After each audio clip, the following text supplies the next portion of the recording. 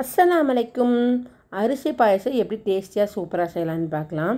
அரிசி பாயசத்துக்கு ஃபஸ்ட்டு நமக்கு தேவையான பொருள் பார்த்திங்கன்னா பால், பச்சரிசி, அப்புறம் நம்ம முந்திரி, திராட்சை அதெல்லாம் தான் தேவைப்படுது.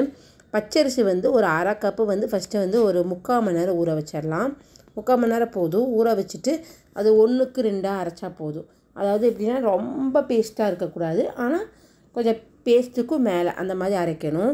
இது ரொம்பவே டேஸ்டியான பாயசம், செம டேஸ்ட்டாக இருக்கும். அது மிக்ஸ்சரில் போட்டு இப்படி அரைச்சிக்கலாம். இப்படி அரைச்சி எடுத்துகிட்டு இது முழுசாகவும் இருக்கக்கூடாது, பேஸ்ட் மாதிரி இருக்கக்கூடாது, அந்த மாதிரி அரைச்சி எடுத்துக்கலாம். நம்ம ஒரு அரிசியை ஒரு பாதி அரிசியாக மாற்றுறது அப்படின்னு வச்சுக்கலாமே, அந்த மாதிரி பண்ணிக்கலாம். அதுக்கப்புறம் நம்ம நல்ல பாலை சுண்டை காய்ச்சிடணும். பால் நம்ம இதில் தண்ணியெல்லாம் சேர்க்கக்கூடாது. ஒரு 3 லிட்ரு பால் நான் ஊற்றிருக்கேன். 3 லிட்ரு பத்தாமல் அப்புறம் மறுபடியும் பசும்பாலும் ஒரு 1/2 லிட்டர் சேர்த்துருக்கேன். பசும்பால் சேர்த்தும் போது இன்னுமே கொஞ்சம் கெட்டியாக டேஸ்ட்டி கொடுக்குது.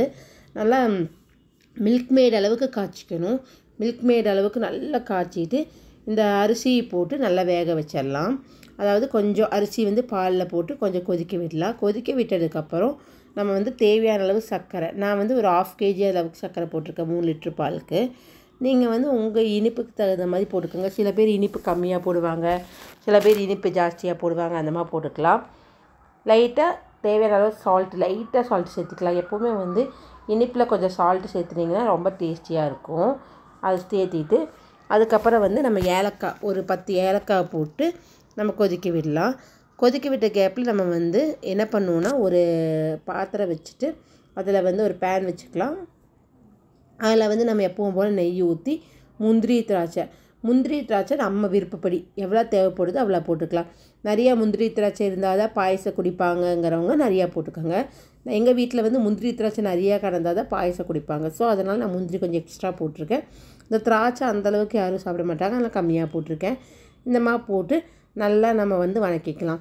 வணக்கிட்டு அது கொஞ்சம் நெய்யில் போட்டு வதக்கும் போது நம்ம என்ன பண்ணணும்னா, கொஞ்சம் மீடியம் ஃப்ளேம்லேயே வச்சுக்கலாம். அப்போ தான் நல்லா ஒரு மொறுன்னு இருக்கும், கறியாது ரொம்ப டேஸ்ட்டாகவே வரும். அதை நல்லா பண்ணிவிட்டு மிக்ஸ் பண்ணிவிட்டு நம்ம ஆல்ரெடி பாயசம் ரெடியாக இருக்கும், அந்த பாயசத்தில் போட்டு நம்ம கொதிக்க விடலாம். சூப்பரான டேஸ்டியான அரிசி பாயசம் நமக்கு ரெடி ஆயிடுச்சு.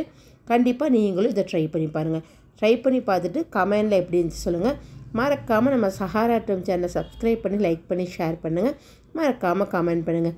கண்டிப்பாக இதை ட்ரை பண்ணிவிட்டு உங்களுக்கு ஃபீட்பேக்கை நீங்கள் கமெண்ட்ஸில் சொல்லுங்கள். தேங்க்யூ ஃப்ரெண்ட்ஸ், பாய், டேக் கேர்.